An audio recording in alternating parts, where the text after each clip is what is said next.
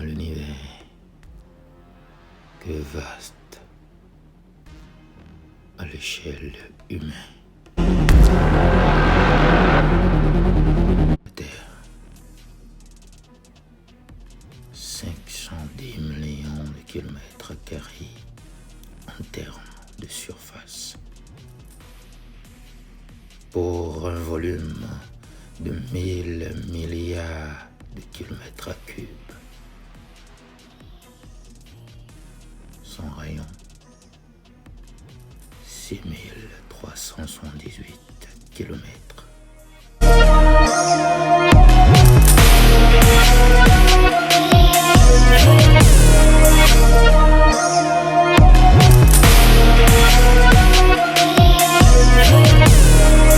y a bien longtemps, sur celle-ci, Dieu déposa la plus parfaite, la plus belle de ses œuvres, de ses créatures,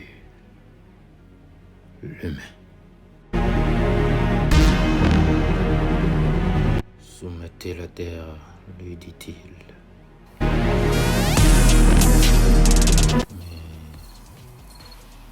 certainement pas au détriment du semblable. Malheureusement,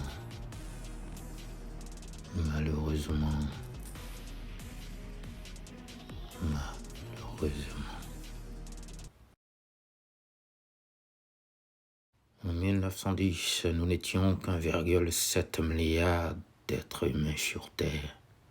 Aujourd'hui, nous sommes environ 8 milliards peuplant la surface du globe.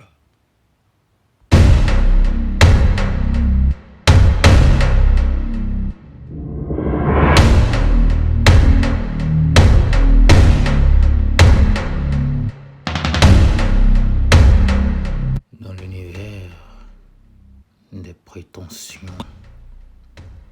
nous voici ici des contemporains. Ils sont environ 300 millions luttant pour la survie, pour la vie. Parmi eux, des brigands, des sorciers, des charlatans, des diables et démons incarnés. Le mal personnifié. C'est pour cela que le jeu de la vie, de l'existence, ne permettra qu'à un seul d'entre eux d'emporter le combat de la vie. Mais ne nous y trompons point. Le mal, néanmoins, verra le jour. L'homme, ce n'est de rien du tout devenu maître incontournable de la terre sous mytho. Renforçant son égoïsme, sa méchanceté, s'accaparant du bien commun pour lui tout seul.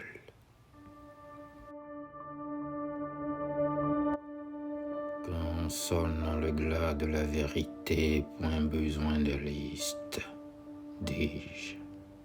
Point besoin de liste, vous dis-je.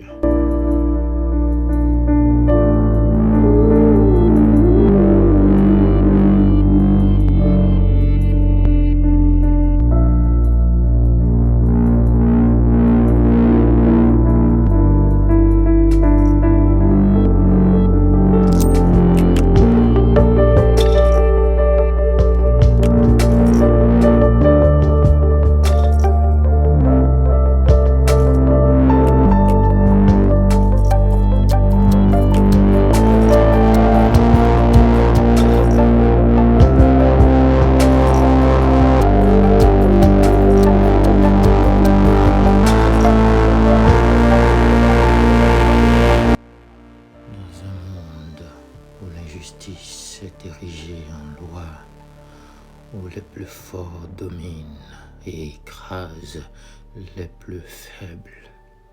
Point besoin de se demander si la vie humaine vaut encore quelque chose pour les individus que nous sommes. L'Ukraine en est un exemple palpable, même si légitimement les deux camps, en raison de protéger, de défendre leurs intérêts chacun, nous sommes en droit en tant que peuple et citoyens du monde de nous demander: la vie a-t-elle encore de la valeur pour ces loups assoiffés de sang et de gloire?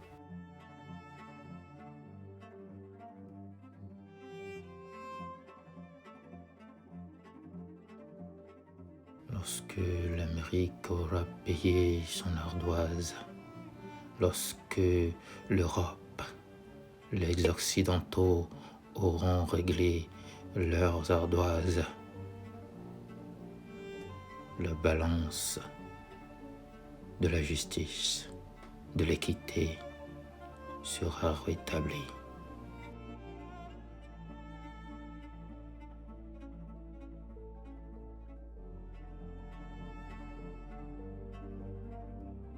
Certains mélanges parfois sont bien pour le crâne humain, n'en déplaise au crabe. Quand certains individus de la terre auront payé leur ardoise, je reverrai ma position. Mais en attendant,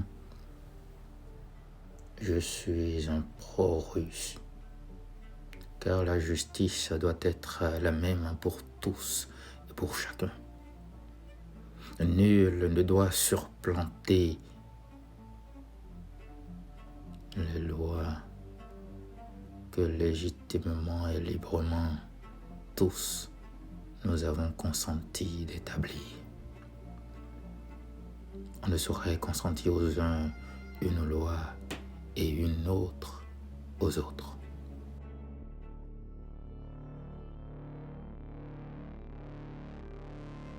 C'est pour cela que je dis, comme bien de mes contemporains, beaucoup trop apeurés pour s'énoncer, pour s'exposer, pour s'exprimer, vive la Russie. Mais que vive également le peuple ukrainien qui légitimement se bat pour sa survie. À chacun son mérite, à chacun son combat. Oui, ainsi en est-il sur la terre des hommes.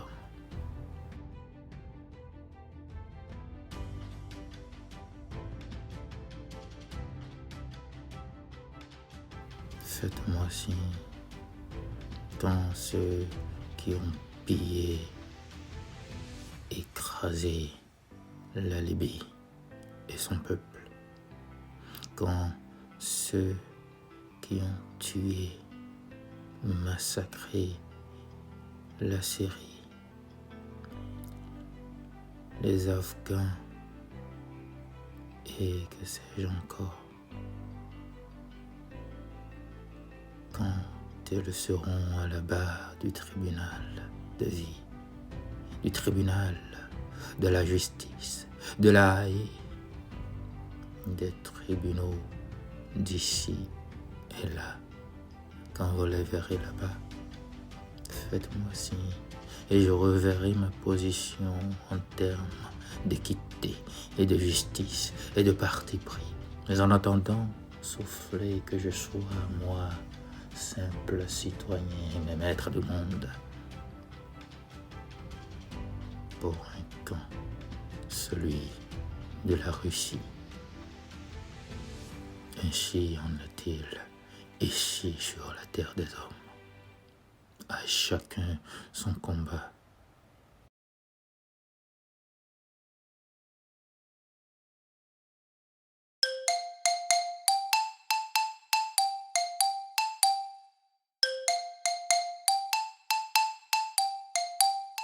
J'étais censé présenter le point de vue de l'Afrique sur la situation en Ukraine. Pour cela, je vous demande toutes mes excuses. Pour des raisons qui sont propres à chacun, ils ont souhaité se taire et se terrer. Je me vois donc obligé de me faire leur porte-voix, une promesse étant une dette.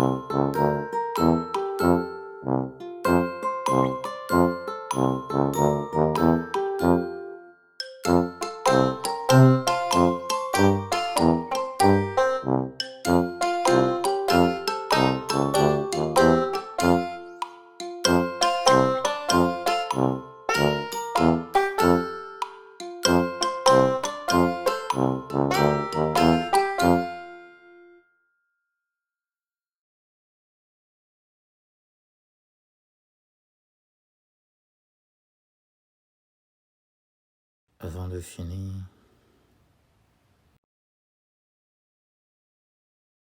permettez que je salue moi qui ne suis même pas un admirateur, un amateur du football, du jeu du cuir.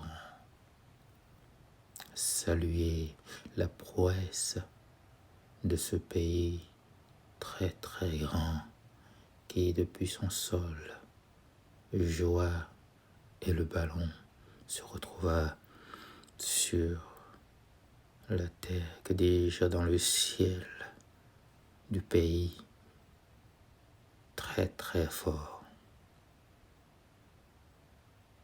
Presque, vous m'avez donné envie de devenir footballeur. C'est pour cela que je vous dis merci.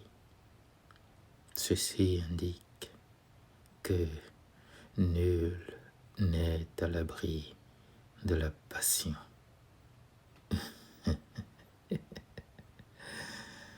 Enfin, permettez que je fasse un clin d'œil aux sorciers de la terre d'Afrique, à tous ces individus qui prétendent détenir des forces mystiques.